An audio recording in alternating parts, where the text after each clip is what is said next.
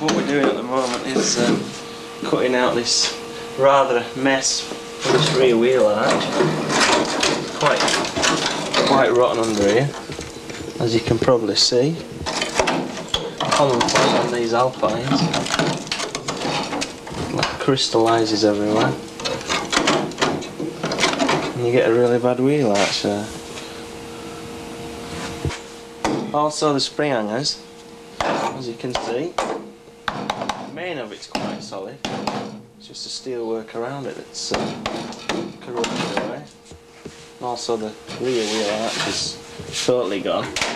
And where it joins to the inner, that's in the same sorry state.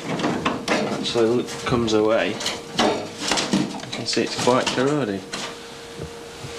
Here we are with some nice rust.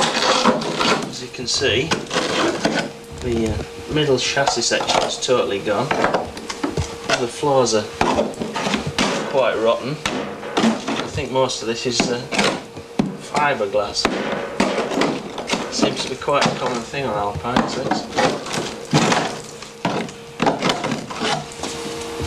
Coming up to the top, this is what we've repaired. The centrepiece has been done.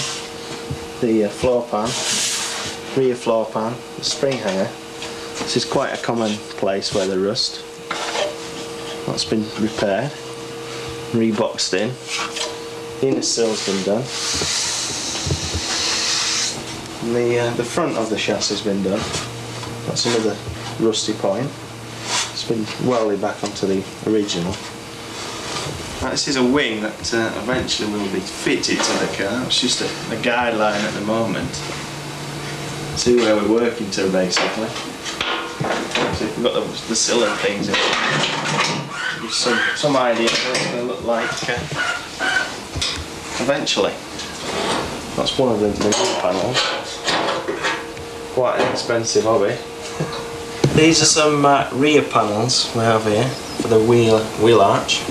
And the back of the wheel arch panel to the back valance. And these are sort of similar things we fitted to my brother's Alpine. So we've had the same sort of problems on both cars. This is a TR4 engine we've had for about 4 years in that corner over there, and the damp got into the manifold and seized one of the cylinders. But we managed to free that. It was only superficial rust that was on it. But now I think there's a problem with the big end shells. I can feel a knocking sound when I turn it. So I think we'll have to take the sump off next. That'll be another few weeks job.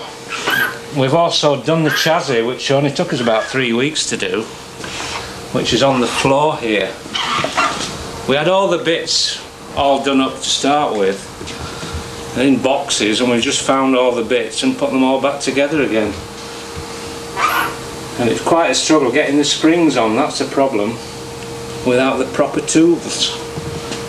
Especially the rear springs, where they work the opposite way around to a normal car. They've got to go upwards and not downwards.